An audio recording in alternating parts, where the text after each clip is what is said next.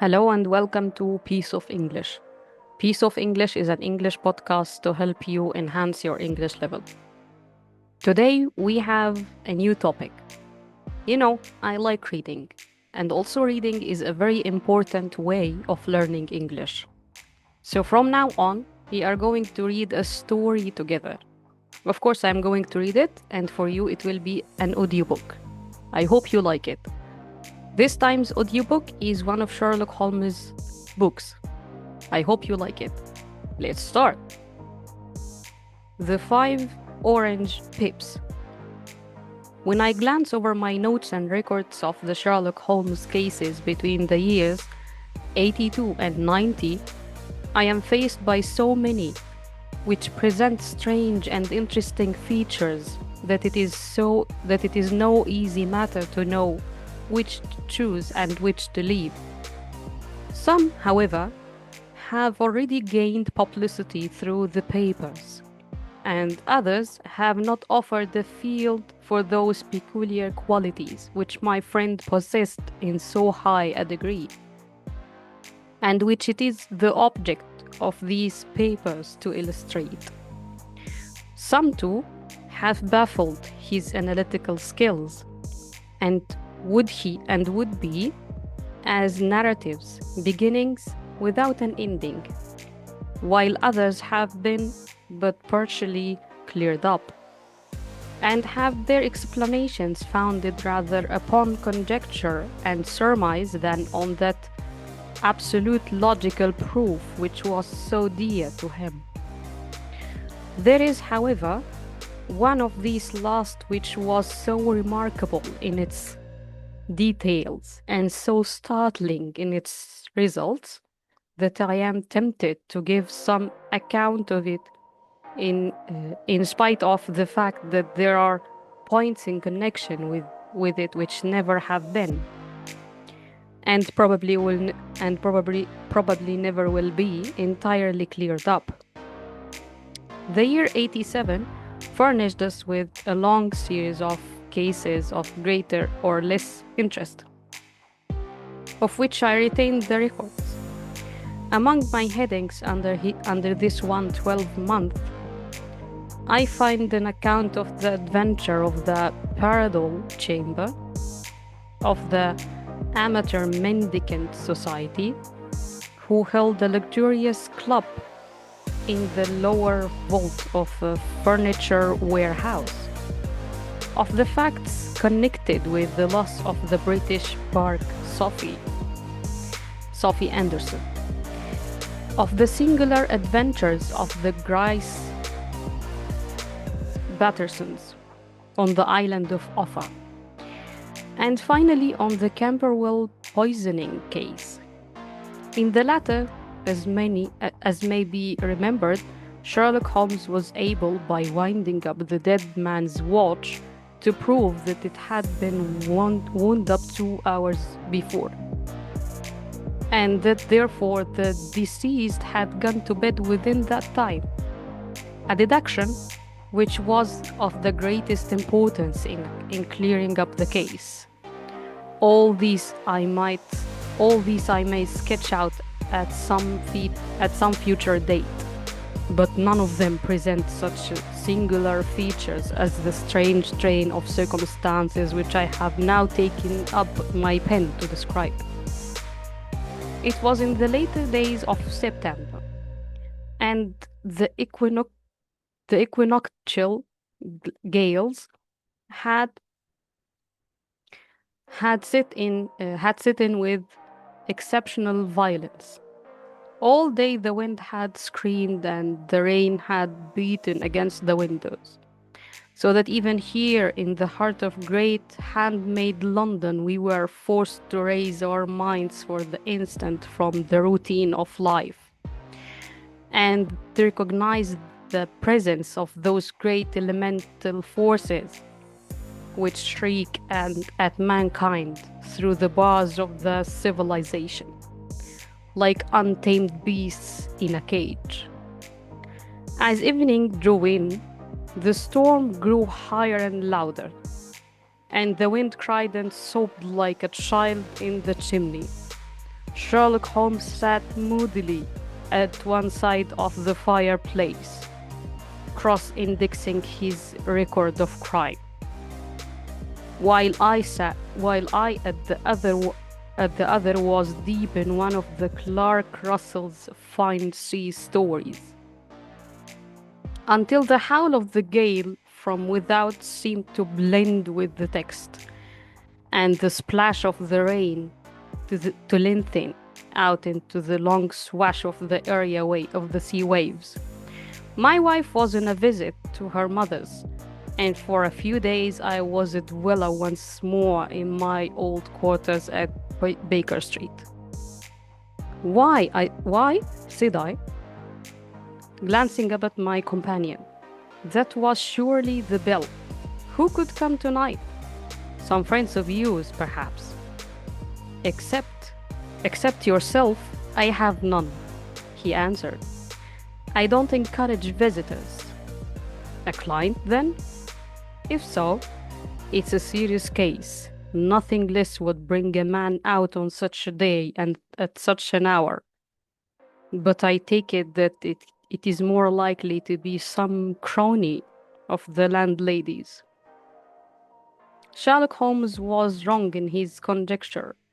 However, for there came a step in the passage and a tapping at the door. He stretched out his long arm to turn the lamp away from himself and towards the vacant chair upon which the newcomer must sit. "Come in," said he. The man who entered was young, some 22 at the outside, well-groomed and trimly clad, with something of refinement and delicacy in his bearing. The streaming umbrella which he held in his hand and his long, shining waterproof told of the fierce weather through which he had come. He looked about him anxiously in the glare of the lamp, and I could see that his face was pale and his eyes heavy, like those of a man who is weighed down with some great anxiety. "I owe you an apology," he said, raising his golden pince-nez to his eyes. "I trust that I am not intruding. I fear that I have brought some traces of the storm and the rain into your snug chamber." "Give me your coat and umbrella," said Holmes. "They may rest here on the hook and will be dry presently. You have come up from the southwest, I see." "Yes, from Horsham." "That clay and chalk mixture, which I see upon your toe caps, is quite distinctive. I have come for advice. That is easily got, and help. That is not always so easy. I have heard of you, Mr. Holmes. I heard from Major Prendergast, who you saved him in the Tankerville Club scandal." "Ah, of course, he was wrongfully accused of cheating at cards. He said that you could solve anything. He said too much. That you are never beaten. I have been beaten 4 times, 3 times by men and once by a woman. But what is that compared with the number of your successes? It is true that I have been generally successful."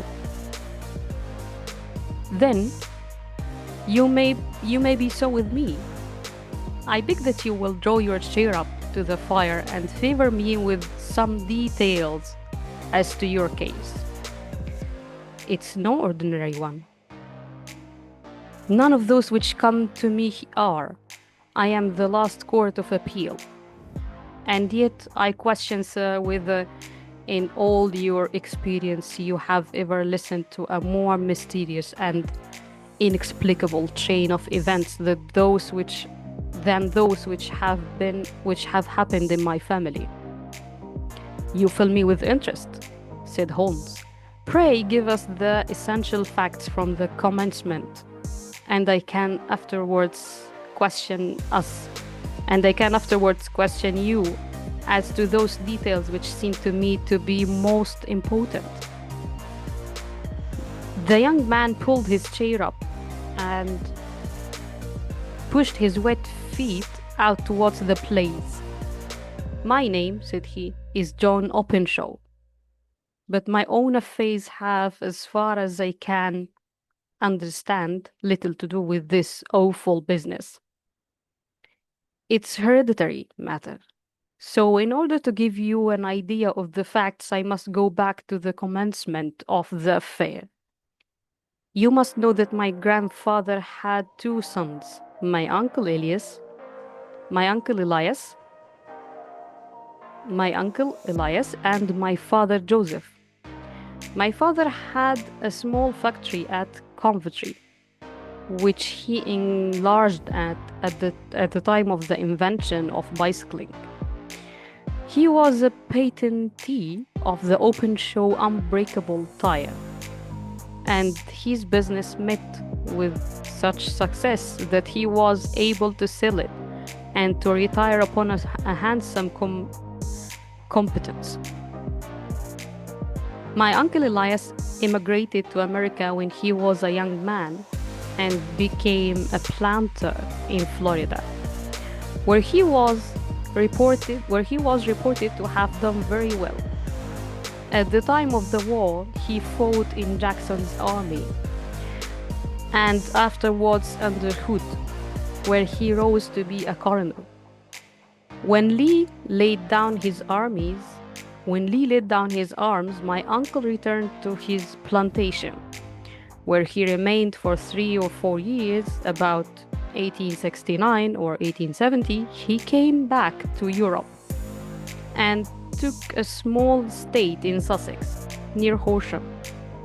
He had made a very considerable fortune in the States, and his reason for leaving them was his aversion to the Negroes and his dislike of the Republican policy in extending the franchise to them. He was a singular man, fierce and quick-tempered, very foul-mouthed when he was angry, and of a most retiring disposition. During all the years that he lived at Horsham, I doubt if never he set a foot in the town. He had a garden and 2 or 3 fields round his house, and there he would take his exercise. Though very often for weeks on end, he would never leave his room. He drank a great deal of brandy and smoked very heavily, but he would see no society and did not want any friends, not even his own brother. Okay, thank you for listening so far. Let's stop up to here, and next time we will continue. If you like this audiobook, please tell me in the comments, and thank you for listening.